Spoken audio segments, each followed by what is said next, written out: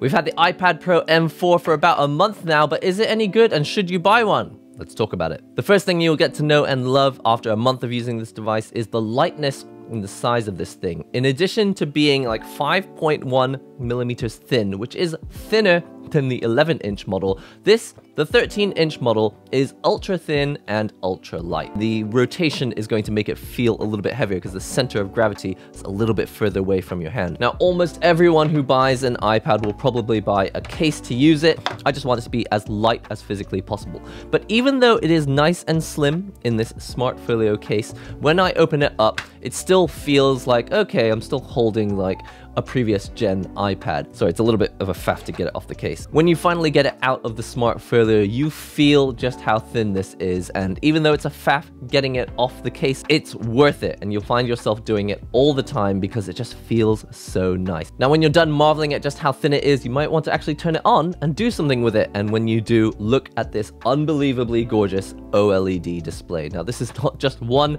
OLED, it's actually two OLED displays stuck together. It's called the tandem OLED display, and I've never had an OLED display in an iPad before. Now, iPhones have been OLED for a little while, but now that I'm using a large device like this and I stare at a large screen like this much longer than I would at a phone, because you glance at your smartphone and you're just like wasting a bit of time. This is something you can do video editing on. This is something I can stare at for 3 hours at a time while drawing using the Apple Pencil Pro. And if you're upgrading from an iPad that wasn't OLED, you're going to feel just how much you've been looking at a light bulb this whole time until now. I'll show you my Generation 1 iPad Pro, which is still very good. When you've got an image that is completely black on both displays, you may not notice much of a difference. But if you whack up the brightness over here, in a dark room when you're looking at this at night, you will realize that even when you're looking at a completely black image, you've still got a large, bright light bulb shining in your eye. Pixels that are white and color will be nice and bright, but everything that's supposed to be dark is actually not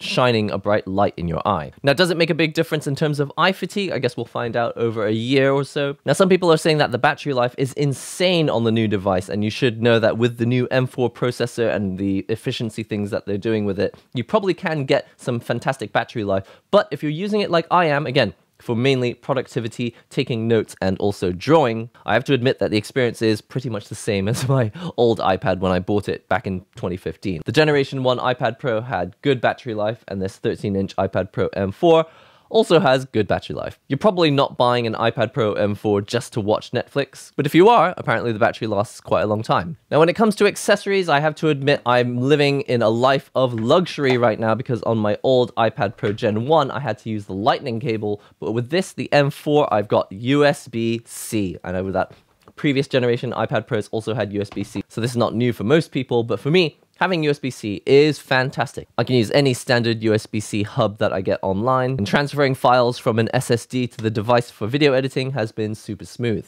Now, another accessory I'm a big fan of is this, the Apple Pencil Pro. If you've got a previous generation iPad, you're already enjoying this. Basically, you can attach it on here using magnets, and it stays in place so that you don't lose it. The only thing about that is now it is where your hand goes when you hold it, if you're right-handed. And I do find that, you know, it is easy to knock the pen off just when you're trying to pick it up and grab it. But at least it is magnetic, and at least I'm not losing it. I have what is now the current Smart Folio case for the iPad Pro. And the main difference between this case and the one that I bought with the original Generation 1 is that they are now a single piece of silicon, I believe.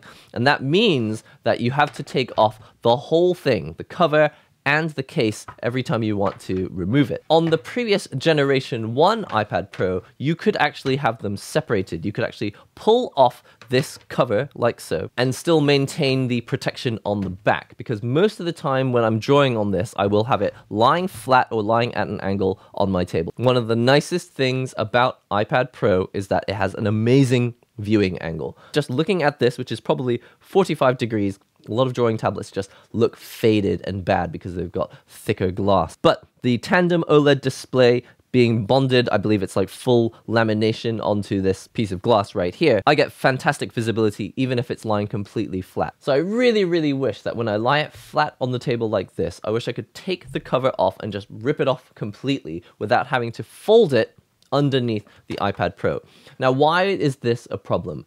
If you're an artist, you're going to be lying it flat all the time, but that means the soft side of the cover is now facing the table. Well, you've probably seen other videos where I prepare coffee. I have like coffee granules or little bits of metal, all sorts of random bits of plastic. When I cover it again, all the metal and the plastic and the coffee grains are now stuck to the soft edge of this cover, which means I put it on here and I now have coffee, metal, and plastic squished up between this cover and the glass of the screen.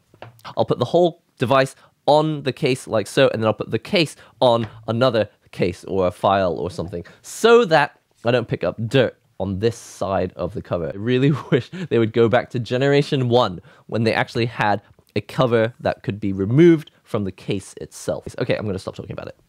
I thought there were 3 angles. It turns out there's 2 angles, and you can just kind of like slide it along the magnets in between. So I've got angle number 1 here, which is a little bit too steep, and I always feel like it's going to fall forward like so.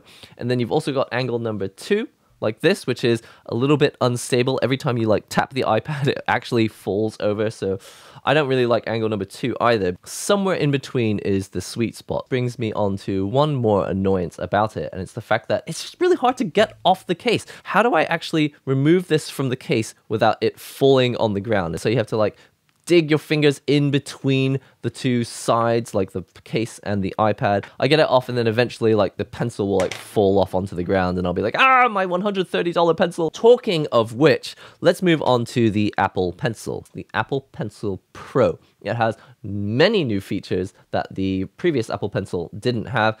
There's a big debate over whether they should have made this compatible with the previous iPads. I think they probably should have done. The thing is, I can't actually use most of these features. New one has something you can use called Squeeze. You can like squeeze the barrel and it will actually give you a context menu. But at the moment, there are not that many apps that actually use it because we're still waiting for the official apps like Procreate and ClipStudio to actually update. And the other thing is barrel roll. Now, in a previous video, I said that that was quite a standard thing on Wacom tablets. It turns out you have to get quite a special pen to actually use on those tablets if you want barrel roll, but it is now available in this. Because it actually knows how much you've actually spun this around, you can actually feel like you're drawing with paintbrushes. Well, that's in theory. The thing is, after a month of using the iPad Pro M4, I still have no apps that can actually use barrel roll. I can't tell you if it's great. It probably is amazing. I'll let you know in an update video in the future. And if you want to see detailed videos about actual drawing stuff, you can check out my sub-channel, Focused Lines. Now, one thing I wasn't really expecting with the Apple Pencil is this. There is a flat edge on the Apple Pencil, and that makes it easier to magnetize to the side of the device without rolling off all the time. This is what has happened to my Apple Pencil Pro. It has 2 fairly distinct black dots and 1 slightly more faint black dot. This happened about a week and a half after using the iPad Pro. That's not a very long time. I don't know.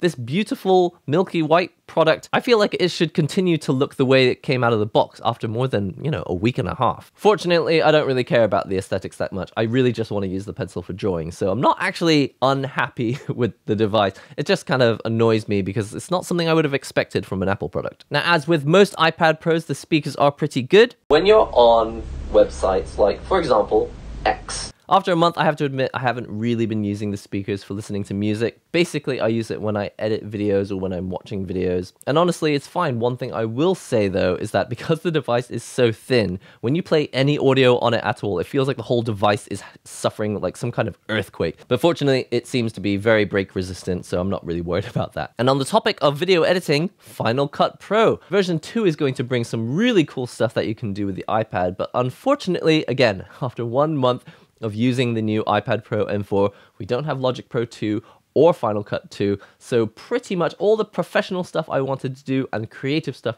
I wanted to do on the iPad, haven't even really been able to test it. I often record videos through OBS because it's nice and convenient, but I have to use the NVENC encoder, which makes everything a lot smoother. Unfortunately, it's only smooth for the computer that's recording. When I put that footage on here, it just breaks. Thumbnails don't show, sound waves take forever to repopulate. Sometimes when I drop in other video files from another version of OBS, just the thumbnails just completely disappear from the whole multi-clam clip, and I can't see what I'm editing. Final Cut Pro version 1, not doing it for me. Let's hope all that stuff is fixed in version 2. But one thing that has been really cool on the iPad Pro M4 is Face ID. Even if you did have Face ID on your previous gen iPad Pro, you had it here at the top of the portrait position. Now, it is at the top of the screen in landscape. And if I'm doing something like a video call, I'm actually looking at the camera and I'm not looking like to the side. I'm like, oh, hi, nice to see you. It's like I can actually look at the actual screen, and it kind of looks a little bit like I'm looking more at you, even though technically I'm looking down. One of the main problems with Face ID is that when you've got the device flat on the table like this, it's facing straight up.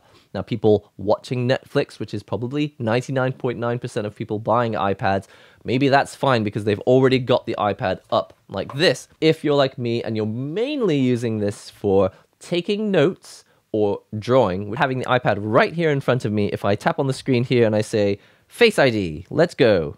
Nothing. Let's see how far I have to go to actually unlock my iPad with it right in front of me like this. Nope. Oh, here, okay. I have to be about this far. And it just gets kind of tiring. Every time I want to unlock my iPad, it's just like, swipe, lean. You're just sitting sideways at the table. You've got a coffee over here. You want to take some notes. So it's just like, okay, I will turn on my iPad and let's unlock the screen, shall I? Nothing. Okay, I think the iPad Air still uses Touch ID. Honestly speaking, I wish I had Touch ID instead, which is a shame because technologically speaking, Face ID is incredible. What? It's got like a dot projector which knows exactly the bump map of my face and it's using that as biometric ID. It's like incredible, but we don't want it. And that's like a number of things in the past couple years. It's like, wow, that's incredible. We don't want it. On the Generation 1 iPad Pro, you actually had to take off the cover of the Apple Pencil and take the lightning connector and plug it into the base of the iPad Pro. This is how it pairs with the iPad Pro, and this is how it charges. It's great that it's magnetic, but when you want to use the iPad Pro at an angle like this, again, this is the official Smart Folio case, so you're supposed to use it like this. You put it like this, right? You've got this slight triangle here, which puts the iPad at a nice angle that you can actually draw at. But now you can see the issue, right? Where's my Apple Pencil? It's being pushed off the iPad. As you can see, if I push it hard enough, it will actually just come off the iPad entirely. Even if I give it a whack, it's not really falling off, but it's just not that elegant to have it kind of being pushed off the iPad by the fact that the official Smart Folio case has it at this angle. Being unable to attach the pencil to the long side of the iPad Pro, is that really just because the 11-inch wouldn't be long enough? This is my old iPad Pro 9.7 from 2016, and as you can see, putting this on here, it would be just barely long enough, but it wouldn't jut out from the sides. You can see it's pretty much fine. If you could attach the Apple Pencil to this side and also to this side, that would solve everything, and we wouldn't have this issue where it's like, okay, I've got my iPad Pro in angled mode and I want to slide it somewhere. I guess the only place I can slide it is right here at the base, which means when I want to use it, I now need to like dig my finger into the tip here so I can get it off, because I can't really roll it off like this. Like, it's difficult to get it off. What I've detailed in today's video are things that have impressed me and also kind of annoyed me in my first month of using the iPad Pro M4. In general, this thing is insane. I'm absolutely in love with it. I have given you a lot of my annoyances about it, but that's just because I want to be as completely open with you for people who had maybe a Generation 1 or Gen 2 or Gen 3 iPad Pro. I just want you to know that when you buy the newest one, there are a few things that have changed that might not be quite how you remembered them. In my opinion, I think the original design of the iPad Pro was incredibly elegant and it worked fine, but there were some really wild decisions like having to plug the Apple Pencil into the base of it to charge. Like, that was insane. I think the same thing has happened with the newest iPad Pro M4. It's incredible, and it's obviously a massive evolution for the device because it's insanely thin. You feel it every single time. And if you spend that extra money to buy the iPad Pro instead of the iPad the iPad Air, if you spend that extra cash, you're going to appreciate it every single time you touch the device. Literally, just putting my hands on it before I've even used it for anything, I get excited. I'm just like, wow, I've got this fantastic thing. And I think that's really important. When you buy a device, you want something that you can be proud of and kind of excited about using every single time. To be honest, that's probably all the justification you need in order to buy an iPad Pro. By spending that extra bit of cash, you're just gonna love it more. But that's a massive privilege. If you only need it to do drawing, productivity, and video editing and just the stuff, pretty much the iPad Air M2 is going to be able to do almost all of those things, just minus some of the specific features that push you over to the iPad Pro. It happened! Always go for the second angle or somewhere in between. Listen, that's all for today. If you enjoyed what you saw, be sure to subscribe and check out this video next for more. I'm sure you're going to absolutely love it, especially if you enjoyed this video about the iPad Pro M4. I've been NihongoGamer. I'll see you real soon.